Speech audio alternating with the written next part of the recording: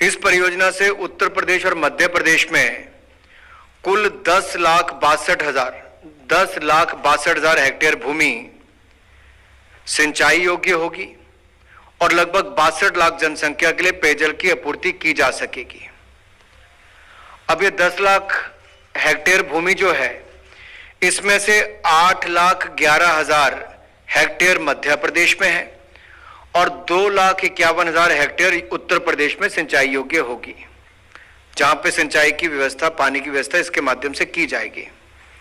उत्तर प्रदेश में 2 नए बैराज बनाने के लिए इसके माध्यम से बनेंगे, जहां पर 1,26,000 हेक्टेयर अतिरिक्त सिंचाई की व्यवस्था विकसित की जाएगी।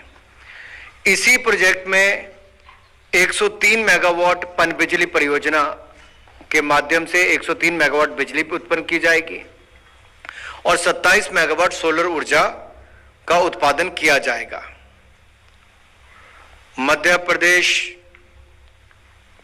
में केन नदी पर दौधान ग्राम में एक बांध का निर्माण किया जाएगा और यहां से 176 किलोमीटर की लिंक कनाल का निर्माण किया जाएगा, जो केन और बेतवा नदियों को जोड़ेगी। उत्तर प्रदेश में भी, जैसा मैंने कहा, कि बरियारपुर के पास 2 नए बैराजेस का निर्माण किया जाएगा और इससे कनाल पाइपलाइन और कमांड नेटवर्क का निर्माण करके सिंचाई और पेयजल की योजनाओं को पूरा किया जाएगा। मित्रों, आप भलीभांति जानते हैं कि किस तरह से बुंदेलखंड के क्षेत्र में सिंचाई तो दूर, पीने के पानी की भी समस्या होती थी और इस बड़ी परियोजना के माध्यम से जहां 44,605 करोड़ रुपया ये केन बेतवा नदी परियोजना के लिए मंजूर किया गया है, इससे बुंदेलखंड के इलाके में कृषि के क्षेत्र में भी विकास होगा, तो बाकी भी संपन्नता, समृद्धि जब पानी आता है तो उससे हो ही जाती है।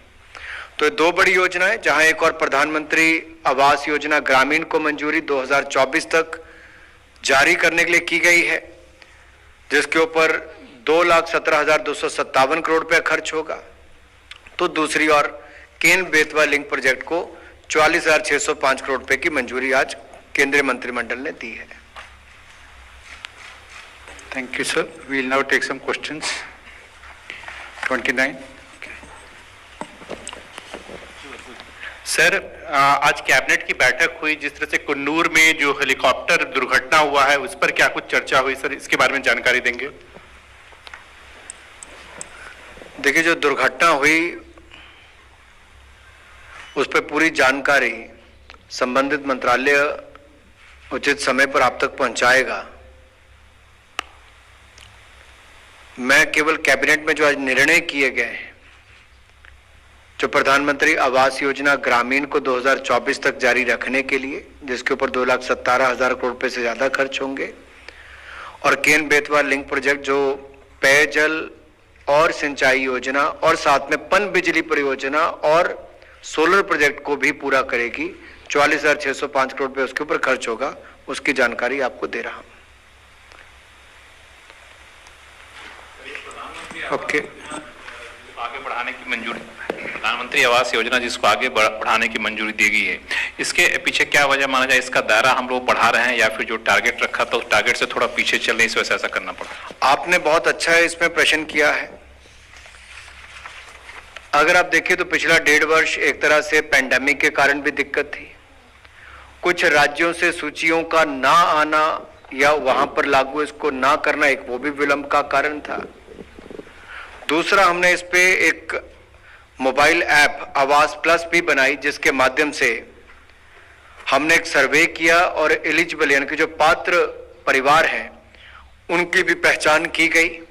तो ऐसे परिवार भी जो पहले नहीं लिस्ट में आए उनका भी नाम आया है, ताकि कोई भी गरीब ऐसा ना रहे जिसके पास पक्का मकान ना हो, या कच्चा मकान भी होगा जिसकी दीवारें नहीं है तो उनको भी पक्का मकान बनाकर दिया जा सकता है। जिसके पास 2 कमरों से कम है उनको पक्का मकान बनाकर दिया जा सकता है। ऐसे पात्र लोगों को भी आवास प्लस ऐप के माध्यम से भी जानकारी जुटाई गई है और इसलिए पैसा और भी इसमें प्रावधान इसका किया गया, 2,17,000 करोड़।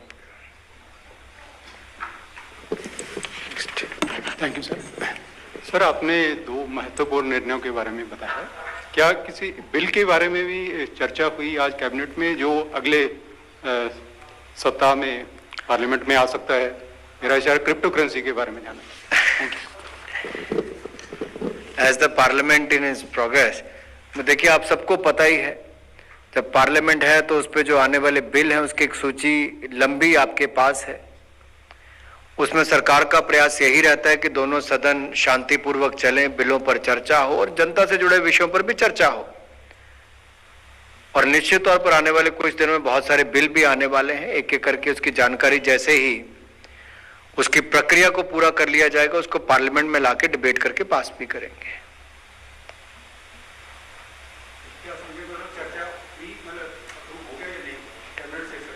नहीं, कैबिनेट की प्रक्रिया तो है ही, बिल वहां से पास होकर फिर उसके आगे भी प्रक्रिया है पार्लियामेंट में आने तक की। यहां की प्रक्रिया पूरी होगी, अगली आप किसी स्पेसिफिक बिल की पूछ रहे हैं तो अलग है, ऐसे तो कई बिल कैबिनेट में आते हैं। नहीं, अगर ऐसी कोई जानकारी होती मैं आपको देता।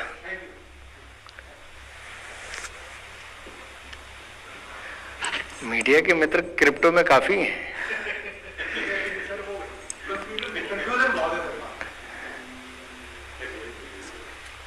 धन्यवाद। Thank you very much sir. मुझे लगा आप आवास योजना पे गरीबों के बारे में कोई प्रश्न पूछेंगे या फिर कोई इंटरलिंकिंग ऑफ रिवर जो वर्षों वर्षों से नहीं हो पाई उसके बारे में पूछेंगे।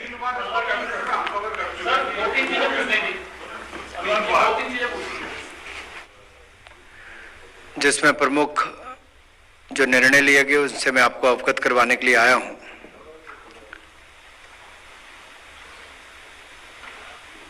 केंद्रीय मंत्रिमंडल ने प्रधानमंत्री आवास योजना ग्रामीण, जो माननीय प्रधानमंत्री जी की एक सोच भी है कि जिसके माध्यम से देश के गरीबों को पक्का मकान देने की सुविधा दी जाए, और जिसका 2016 में जब शुरुआत की गई तभी आंकलन किया गया था कि लगभग 2,95,00,000 लोगों को पक्के मकान की आवश्यकता है, और जिसकी स्वीकृति भी दी गई थी, जिसमें से अब तक नवंबर 2021 तक 1,65,000 आवास 1,65,00,000 आवास बनाकर दिए जा चुके हैं। और सभी जो पात्र परिवार थे उनको इसके पैसे का भी दिया गया है। जो बाकी शेष बचे हुए परिवार हैं वो भी अपने पक्के मकान बना सके, इसलिए प्रधानमंत्री आवास योजना ग्रामीण को 2024 तक जारी रखने की मंजूरी दी गई है। अब तक इस पर 1,97,000 करोड़ रुपया व्यय हुआ है। मार्च 2021 तक 1,97,000 करोड़ रुपए इसके ऊपर व्यय हुआ है, जिसमें से केंद्र सरकार ने 1,44,162 करोड़ रुपए खर्च किया। और इसके अतिरिक्त आज जो मंजूरी दी गई है ताकि शेष बचे पक्के मकान जो बनकर लोगों को तैयार करके दिए जा सकें, इसके लिए 2,17,257 करोड़ रुपए की मंजूरी आज दी गई है, ताकि 2024 तक जो शेष परिवार हैं उनको भी पक्का मकान बनाकर दिए जा सके। इसमें से केंद्र सरकार का कुल खर्च 1,43,782 करोड़ रुपए होगा, और इसमें से नाबार्ड को लोन के लिए जो इंटरेस्ट पेमेंट है उसके लिए भी 18,676 करोड़ रुपए इसमें शामिल है। यही नहीं, इस योजना के साथ साथ जो पहाड़ी राज्य हैं, हिमालयन स्टेट्स हैं या जम्मू कश्मीर का यूनियन टेरिटरी है, नॉर्थ ईस्टर्न स्टेट्स हैं, इनकी 90% और 10% रेशो के आधार पर इनको पेमेंट की जाती है, जबकि बाकी केंद्र और राज्यों का 60 और 40% का अनुपात रहता है। और यूनियन टेरिटरीज पर 100% इस पर पैसा खर्च किया जाता है।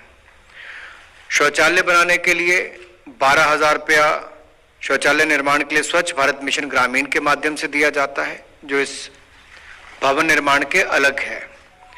इसके अलावा मनरेगा की ओर से 90 दिन के वेज की सहायता भी इनको दी जाती है, और पहाड़ी राज्यों में इसको 95 दिन का किया जाता है। जो नॉर्थ ईस्टर्न स्टेट्स हैं, हिमालयन स्टेट्स हैं और जम्मू कश्मीर यूनियन टेरिटरी है, इसके लिए 95 दिन का वेज के बराबर की सहायता इनको प्रदान की जाती है। अब इस योजना के साथ साथ हर परिवार के लिए पक्का मकान, पानी, बिजली और शौचालय उपलब्ध करवाने का संकल्प भी पूरा होता है। ये अपने आप में एक बड़ा निर्णय है कि जहां प्रधानमंत्री आवास योजना को 2024 तक जारी रखने के लिए, ग्रामीण को जारी रखने के लिए निर्णय लिया गया। 2,17,257 करोड़ रुपए इसके ऊपर खर्च आएगा। इसके अलावा जो दूसरी योजना है जिसको आज मंजूरी दी गई, अटल जी के समय भी इंटरलिंकिंग ऑफ रिवर्स के बारे में बात होती थी। उसके बाद जब दूसरी सरकारें आई तो उसमें कुछ विलंब भी हुए। ऐसे ही एक महत्वपूर्ण प्रोजेक्ट है केन बेतवा लिंक प्रोजेक्ट, जिसको आज मंजूरी केंद्रीय मंत्रिमंडल ने दी है। केंद्रीय मंत्रिमंडल ने 44,605 करोड़ रुपए की लागत से बनने वाले केन बेतवा नदियों को जोड़ने की परियोजना को मंजूरी दी है। ये राष्ट्रीय परियोजना होगी और इसमें केंद्र सरकार का कुल योगदान 90% होगा। ये प्रोजेक्ट 8 वर्षों में पूरा किया जाएगा और जब जैसे मैंने कहा कि 44,605 करोड़ रुपए इसकी प्रोजेक्ट कॉस्ट है, जिसमें केंद्र सरकार का हिस्सा 90% यानी कि 39,317 करोड़ रुपए रहेगा। इस परियोजना से बुंदेलखंड क्षेत्र का विकास तीव्र गति से होगा। यहाँ के लोगों को सामाजिक एवं आर्थिक स्थिति में सुधार होगा। इस परियोजना से बुंदेलखंड क्षेत्र में पानी की समस्या से, यानी कि जहां पर पानी का अभाव है, ऐसे प्रभावित जिले जिनमें उत्तर प्रदेश के बांदा, महोबा, झांसी एवं ललितपुर और मध्य प्रदेश के टीकमगढ़, छतरपुर, पन्ना, सागर, दमोह और दतिया के निवासियों को काफी लाभ होगा। इसके अलावा मध्य प्रदेश के विदिशा, शिवपुरी और रायसेन जिलों में भी जल की आपूर्ति की जाएगी। इससे ग्राउंड वाटर रिचार्ज भी होगा। न केवल पेयजल की बल्कि सिंचाई की योजनाओं का भी इससे लाभ मिलेगा। सरकार आने के बाद हमने वादा किया था कि हम वन रैंक वन पेंशन लागू करेंगे। 5,500 करोड़ रुपया वितरित हो चुके हैं। 4 किस्त में पैसा देना तय कर लिया। अब तक 6,500 करोड़ रुपया हम दे चुके हैं कि मैंने निर्णय कर लिया और अब तक 4 किस्त दे चुका हूं। 10,700 करोड़ रुपया उनके खाते में जमा हो गए कि वन रैंक वन पेंशन न सिर्फ लागू हो चुका है बल्कि अब तक 35,000 करोड़ रुपए हमारी सरकार द्वारा वितरित किए जा चुके हैं। 70,000 करोड़ रुपए वन रैंक वन पेंशन के तहत हमारे सेना के जवानों को मिल चुके हैं। वन रैंक वन पेंशन के तहत पूर्व सैनिकों को करीब 1 लाख करोड़ रुपए मिल चुके हैं।